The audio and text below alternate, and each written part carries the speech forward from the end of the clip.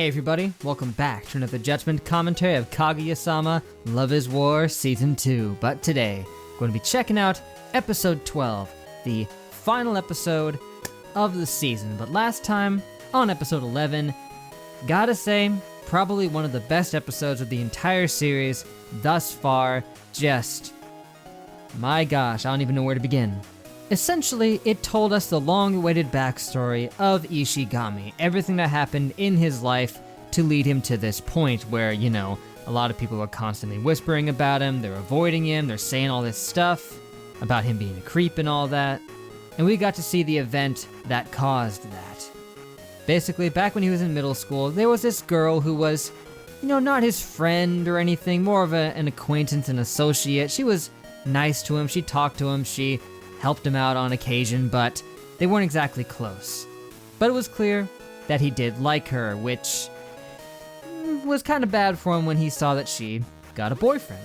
But instead of getting upset about it or anything, he said that he wished them well. He's like, fine, you know what? I want them to be happy, which, very mature decision.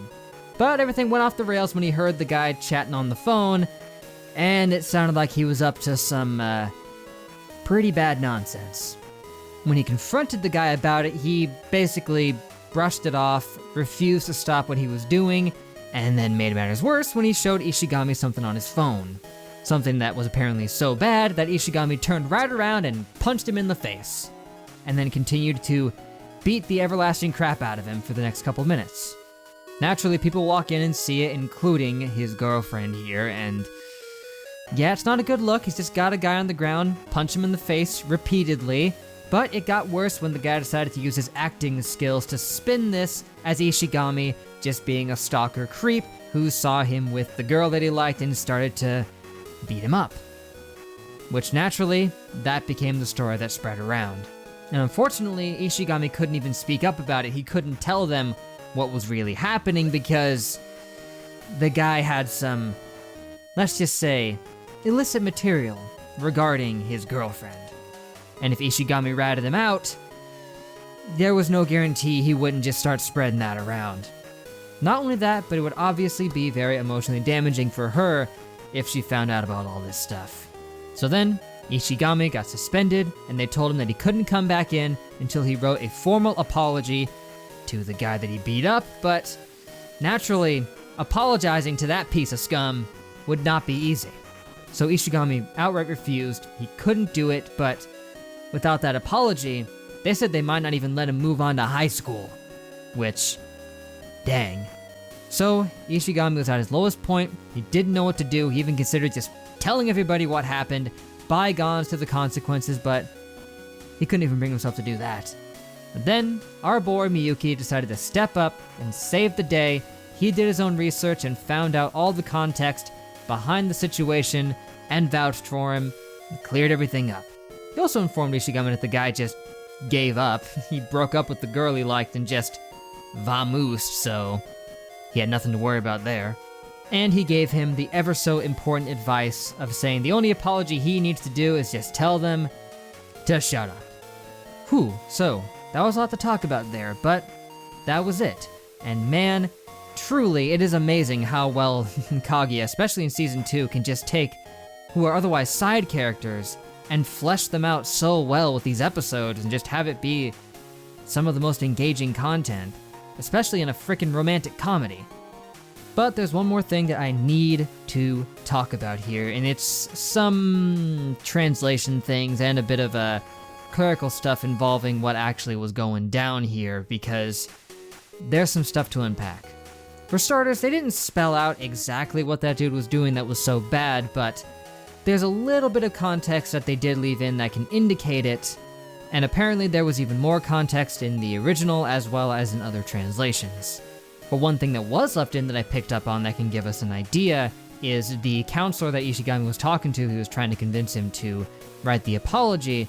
When referring to the guy, he said that, yeah, he gets around a lot, but he's not that bad of a guy.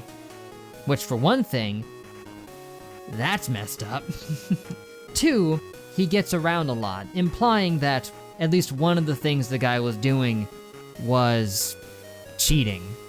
And apparently in the official translation, they did add a line for Ishigami to say where he told him to stop cheating on her.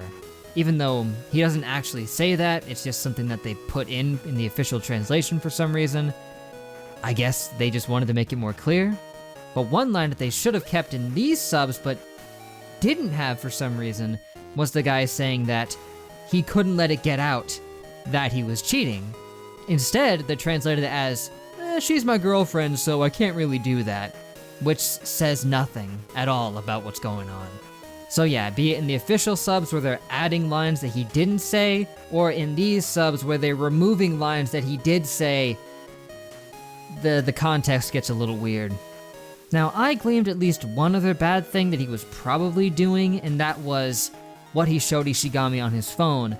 I interpreted in that moment that he was showing Ishigami pictures of her on there, which would be obviously very bad. I mean, he was clearly showing him pictures of somebody, which, no matter who it is, still not cool.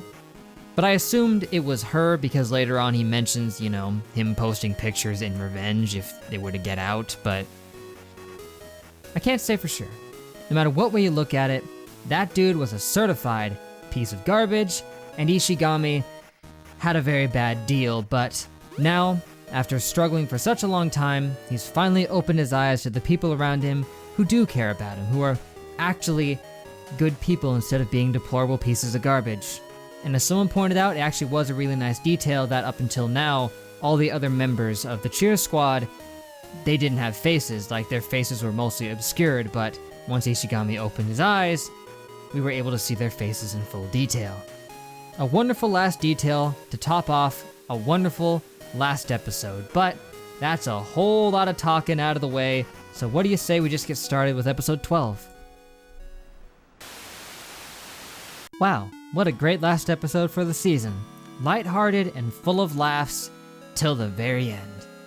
It highlighted a lot of Kaguya's progress as a character very nicely, how, like she was describing it, that she was very shut off before, she didn't take a lot of pictures of the things because she didn't have any moments that she wanted to capture.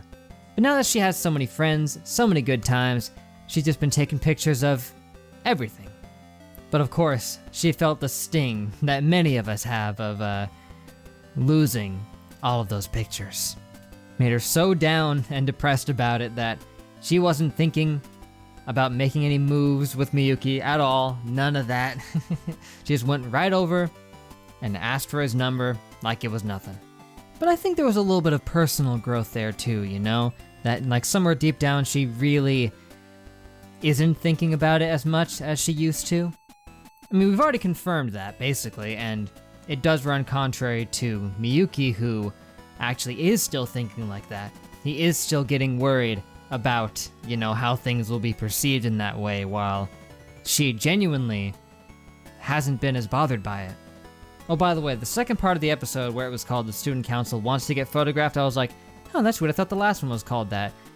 The first one was The Student Council Gets Photographed, and then it was Wants to Get Photographed.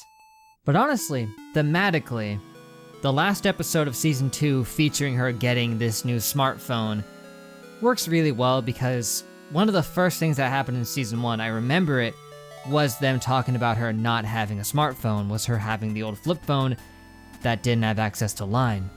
Like, I think that was one of the earliest conflicts, was, them stressing out about how do I ask them for their number, when it just boiled down to the fact that she couldn't get his number because she didn't have access to it.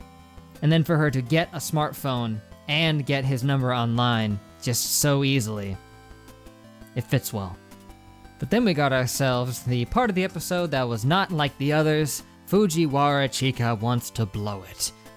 And let me just say right off the bat, she knew exactly what she was saying. I'm not going to believe for a second that she said all that in that much of an innuendo unintentionally.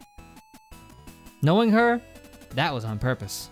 I mean, even Miyuki and Ishigami called her out on that she was trying to bait them with that phrasing, but I'm not sure what she would have hoped to gain with baiting them, but But it was a nice goofy segment, them playing the Mario Party balloon popping game. I would have never thought I'd see that, but I'm glad that I did.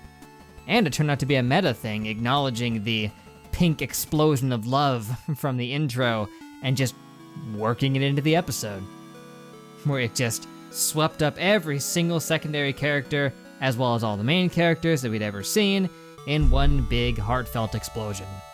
Also, all of them just being terrified and wimping out at the sight of the balloon was understandable given the size, but still quite fun.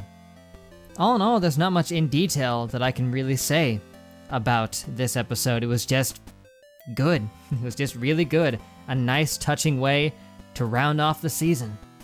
But one last thing. That part where Miyuki was talking to his dad, and he was telling him what was essentially tips pertaining to one's connections to another human being. You know what that makes it? Fictional relationship advice! And that can only mean one thing. It's time to overanalyze. He says, as a man, he should do everything in his power to protect the ones he loves, especially the woman you love. And that he should be the kind of guy who can take on anything to do that. And he's right. That is a good quality to have. If you truly care about someone, you should stand up for them. You should be there for them. You should take all of their problems on as your own. If something's getting in their way, causing them trouble, you stand up and help them out. Of course, Miyuki blew that. He was supposed to have a cool moment there where he took the impact of the balloon himself, but nah. Subversion. But really, in general, it's just sound advice that you should be there for the people that you care about. You should try to protect them as much as possible. So I would rank this advice a very solid A+. Sorry, I just had to round off season 2 with one more overanalyzing fictional relationship advice. It's been a while, but anyway, I think that's actually all I got for now, guys, but thank you for watching. If you enjoyed the video, I appreciate likes and comments and all that good stuff. Thank you very much. And hey, if you want to stay updated on more and not have to rely on YouTube's dumb recommendations to try to see my videos, you can always subscribe. But next time, I guess I'll check out the OVA. I think that's all that remains between now and Season 3, besides that preview of Season 3 that somebody told me about, which I think I did manage to track down. Don't know if that really warrants its own video. I don't know how long it is. Maybe I'll just throw that one into the OVA. Perhaps. But all in all, my gosh, Season 2 was stellar. It took everything from Season 1, amped it up to 11. It was really good, and had some of the most heartfelt character work that I've seen in a bit. I mean, those 2 episodes dedicated to Ishigami and Miko, just very good, especially Ishigami's, man. But despite the genuine, heartfelt, serious moments, it still manages to be a very entertaining romantic comedy. So, I'm hyped to see what Season 3 has in store. I've heard it gets even better from here somehow, so that is exciting. But sincerely, thank you all so much for sticking around, and I hope to catch you next time. But till then, I will see you guys all later!